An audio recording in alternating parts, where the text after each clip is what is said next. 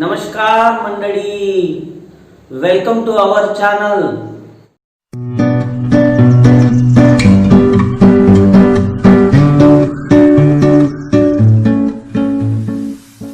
In this video we will learn position of a noun in a sentence. What to discuss? Position of a noun in a sentence. आले का रे सगळे? गणे आला का? गणे कुठं आहे? आय वाटते. आंघोळ वांघोळ केली का नाही? श्याम्या कुठे गेला? श्याम्या आला का? श्याम्या ठीक आहे. कांता ओके. लक्ष द्या. In this video we are going to learn position of a noun in a sentence. गण्या कुठे आहे असं जर विचारलं तर आपण सांगत असतो, सर गण्या घरी आहे, सर गण्या शाळेमध्ये आहे. मी ते नाही विचारलं, गण्या इज रेडी. मी इथं कुठं आहे म्हटलं. मी घरी आहे का, शाळेत आहे का असं नाही म्हटलं. मी गण्या तर इथंच आहे. मी या सेंटेन्स मध्ये कुठे आहे असं विचारलं, मग सेंटेन्स मध्ये कुठं आहे गण्या? स्टार्टिंगला आहे. गण्या कुठं आहे? स्टार्टिंगला, at the beginning of the sentence. मग हा जो गण्या आहे याचा प्लेस कोणता आहे, याची पोझिशन कुठे आहे? गण्या तर हे नाउन आहे, हे नाम आहे. मग हे नाउन कुठे आलेलं आहे, याची पोझिशन का आलेली आहे? म्हणजे सेंटेन्स मध्ये जनरली सेंटेन्स कसं बनलेला असतो? सब्जेक्ट, वर्ब, ऑब्जेक्ट आणि कॉम्प्लिमेंट. लक्षात घ्या, एवढे शब्द असतात. Subject, verb, object, complement. मग या व्हिडिओ मध्ये आपल्याला काय शिकायचं आहे की नाउन, जसं गण्या हे नाउन आहे आणि हे पहिलेच आहे सेंटेन्स मध्ये, गण्या इज रेडी. बघा इथं गण्या. मग हे काय म्हणून वापरलेलं आहे, याची पोझिशन काय? तर हे आहे subject. Here Ganya noun is used as a subject. मग आणखी कुठे कुठे असतो गण्या? कुठे कुठे एखादं नाउन असतो सेंटेन्स मध्ये, नाउनची पोझिशन काय आहे ते आपल्याला इथं आता शिकायचं आहे. तर लक्षात घ्या, काय शिकायचं आपल्याला? Position of a noun in a sentence. Position of a noun in a sentence. कोणत्याही सेंटेन्स मध्ये नाउन कुठे कुठे असतो, नाउनची पोझिशन काय असते. आणि हे नाउन जर समजलं तुम्हाला कुठे कुठे असते, तर तुम्हाला नक्कीच काय समजते, जे क्लॉजेस वगैरे असतात, clauses, noun clause, adjective clause, adverb clause, हे सगळे समजते. म्हणून नाउन कुठे असते सेंटेन्स मध्ये तिथंच ठेवायचं, त्याला तिथंच राहू द्यायचं. त्याची फिक्स पोझिशन असते, कुठे नाउन नसते, कुठे कोणता वर्ड्स नसतो. बरोबर आहे, हे लक्षात ठेवायचं. आता इथं तेच शिकायचं आपल्याला, position of a noun in a sentence. Sentence मध्ये नाउन कुठं कुठं असतो. ओके, जसं पहिली पोझिशन आहे, अ noun is used as a subject. लक्षात घ्या, अ noun is used as a subject. Noun हे ऍज अ सब्जेक्ट वापरतात, म्हणजे कर्ता. सब्जेक्टला काय म्हणतात? कर्ता म्हणत असतो. जो करणारा असतो त्याला आपण सब्जेक्ट म्हणत असतो. इंग्रजी भाषेत, ग्रामरच्या भाषेमध्ये, मराठीमध्ये म्हणतात त्याला कर्ता. मग नाउन कुठे येत असते? सब्जेक्टच्या ठिकाणी येत असते. आता सब्जेक्ट कुठे असतो? At the beginning of a sentence. सेंटेन्सच्या सुरुवातीला असतो.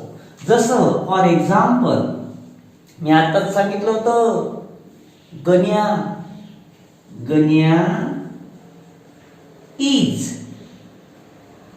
हॅपी. गण्या इज हॅपी. गण्या आनंदी आहे. मग याच्यामध्ये बघा हा झाला आपला सब्जेक्ट आणि या सब्जेक्टच्या ठिकाणी काय आलं?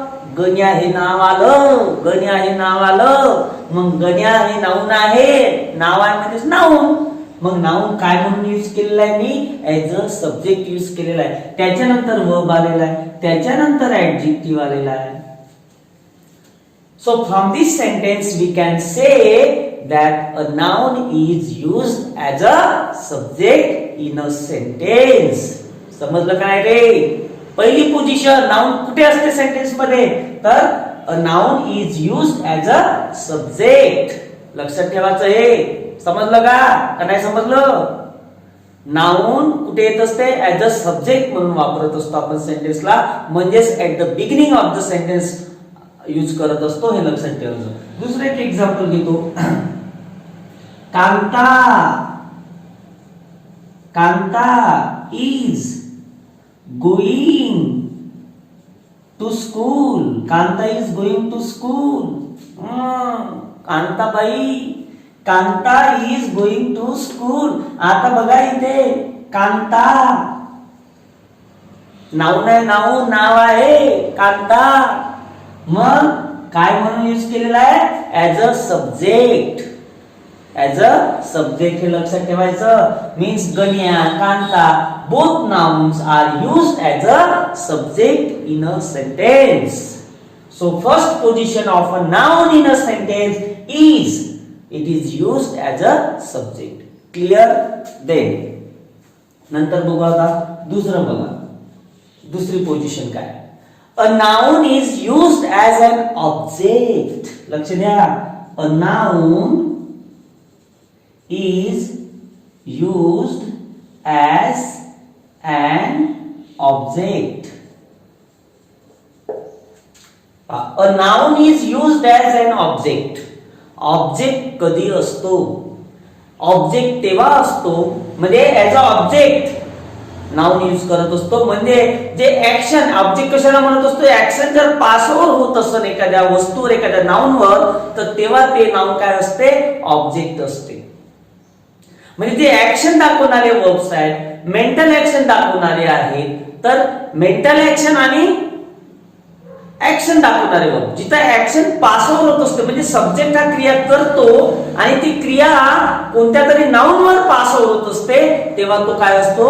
ऍज अ ऑब्जेक्ट काम करत असतो. जसं बघा for example I write a letter.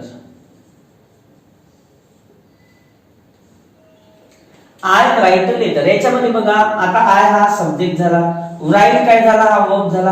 आता हा लेटर एका वस्तूचं नाव आहे, थिंगला दिलेलं नाव आहे. गण्या लक्षात दे रे. कोणाला दिलेलं नाव आहे? एका वस्तूचं नाव आहे म्हणजे नाउन आहे. म्हणजेच अ लेटर हे एक काय झालं? नाउन झालं. आता लक्षात घ्या हा सब्जेक्ट काय कोणती क्रिया करताय? लिहिण्याची क्रिया करताय. लिहिण्याची. कोण करत आहे? मी करत आहोत. मग जी क्रिया करत आहोत ती कोणावर तरी करत आहोत ना भाऊ? कोणावर करत आहोत? लेटरवर करत आहोत. म्हणजे ही जी क्रिया आहे हे कोणावर पास होत आहे? या लेटर वस्तूवर होत आहे. म्हणजे लेटर काय झालं आता?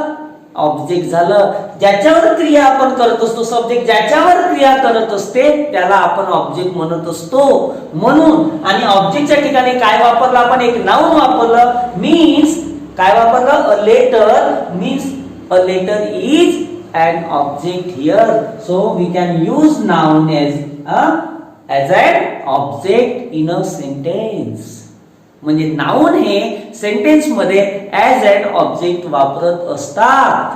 हे झाली सब्जेक्ट नाउन ची position. Second position a noun is used as an object in a sentence. बघा ना दुसरं एक वाक्य घेतो ना रे. आणखी घेतो एक. जसं ही it's a mango. He eats a mango. बघा इथे जागावर इथं नाउन कोणता आहे? कोणतं नाउन आहे इथं रे? लक्ष द्या. समजत आहे की नाही? नाउन कोणतं आहे? हे नाव आहे इथं mango. Mango name given to fruit. फ्रूटला दिलेलं नाव आहे म्हणजे हे एक नाउन आहे. आता बघा क्रिया करणारा कोण आहे? ही सब्जेक्ट. इथं नाऊन पण येऊ शकते, आपण बघितलं ना, नाऊन पण येऊ शकते. गण्या इट्स अ मँगो, गण्या आंबा खातो. बघा ना, आला ना गण्या, नाऊन पण येते, प्रोनाउन पण येत असते ऍज अ सब्जेक्ट. ओके, मग आता तो आलेला आहे, प्रोनाउन आलेला आहे. ही इट्स अ मँगो, तो आंबा खातो, म्हणजे खाणारा हा आहे. क्रिया कोणती आहे? खाण्याची आहे. कशावर होते? कशावर क्रिया करताय तो? कशावर? तर वस्तू आपण खातो तर त्या वस्तूवर क्रिया होते ना. मग इथं मँगोवर क्रिया होत आहे, म्हणजे ही जे खाण्याची क्रिया आहे, ऍक्शन जे आहे ते पासवर कोणावर होत आहे? मँगो या नाउनवर होत आहे. म्हणजे हा जो नाउन आहे तो काय म्हणून यूज केलेला आहे? As an object. Means a mango is object here. So we can say a letter, a mango, both are noun and they are used as an object. लक्षात ठेवायचं. ओके, त्याच्यानंतर थर्ड पोझिशन बघू आपण. Third position बघा.